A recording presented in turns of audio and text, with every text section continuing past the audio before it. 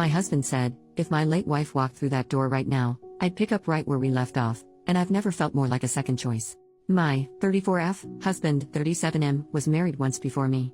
She was his high school sweetheart. They started dating their junior year, survived long distance during college, and got married when they were both 23 very shortly after graduating college. She passed away unexpectedly at age 26 from an aneurysm, and it obviously devastated him, especially because they were extremely young. They never had children. He contemplated ever remarrying because he was so heartbroken, but we ended up meeting about 4 years after that. We got married when I was 31 and he was 34 and have 2 children. Last night, we were at a friend potluck gathering.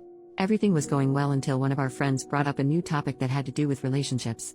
She is newly divorced, so it was about her divorce. Others were chiming in with past relationships from high school, college, etc.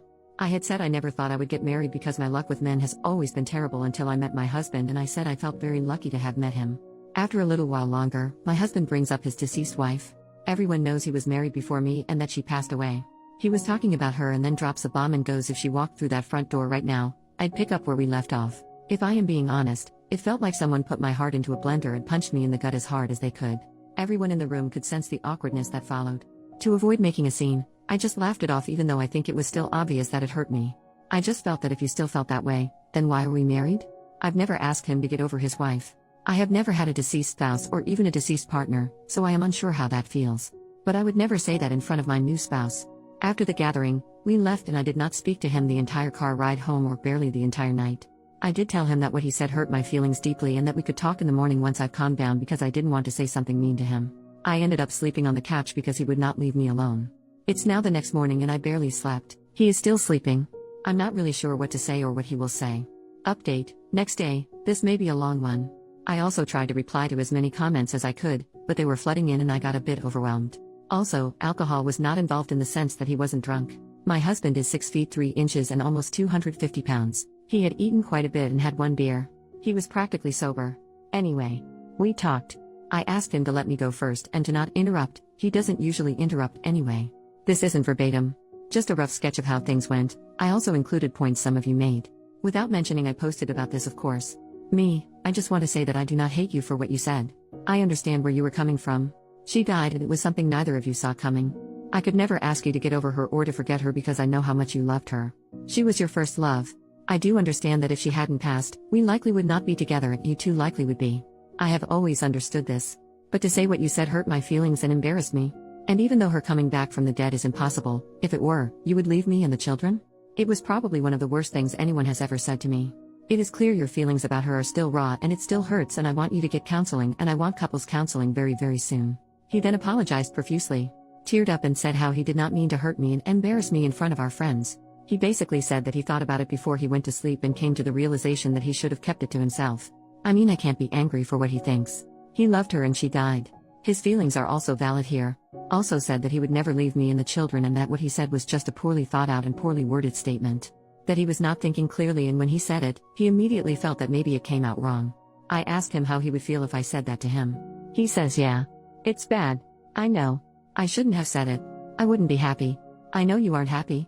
I should have apologized in front of everyone as soon as I said it, or not have said it at all.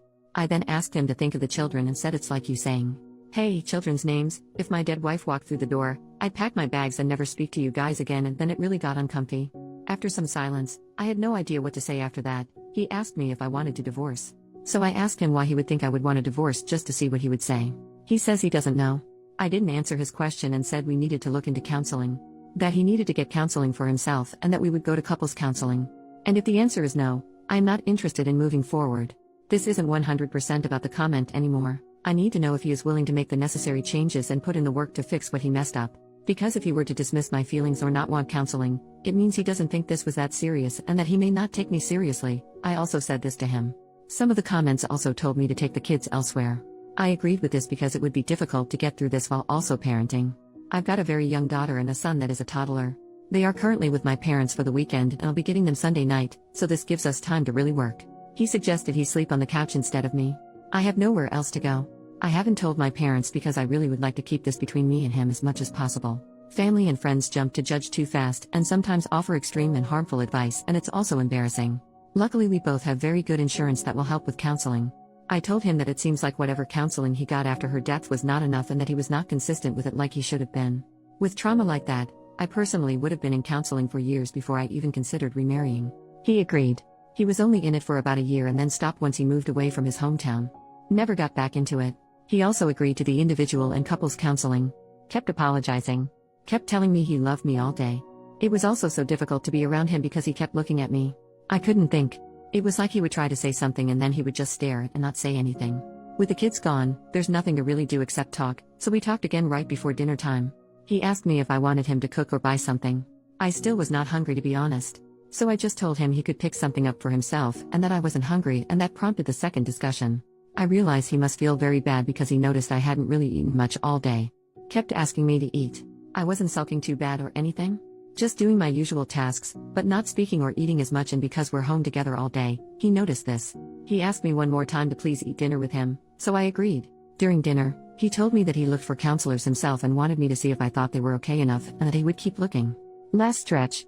After all of that, I told him that we can't really predict anything until we've met with therapists.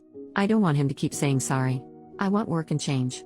And then maybe we can move forward, but this is the first step. I don't want to just leave him. I'm also not saying divorce is off of the table. I think he is still hurting from her death and his judgment is very, very clouded.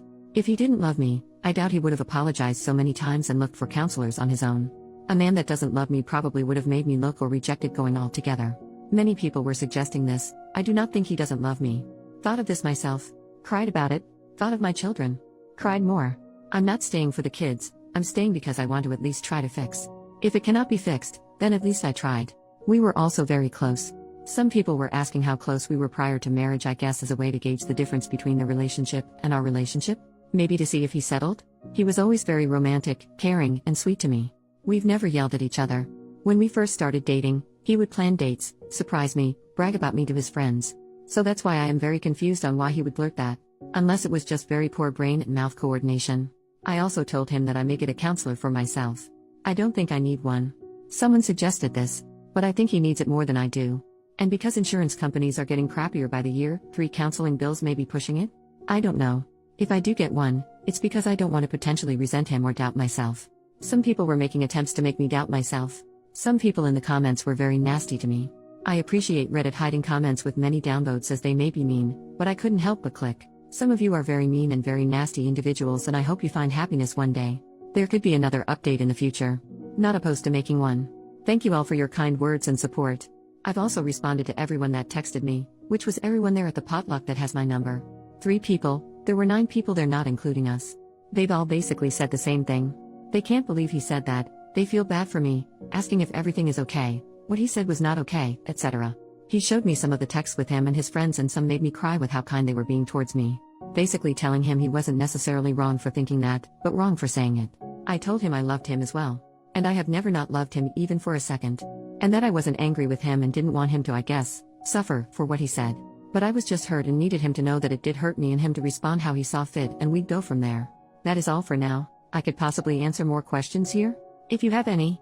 I try to answer some of the more frequently asked ones that I saw. Again, sorry for this being so lengthy. Have a nice weekend everyone, and thank you again.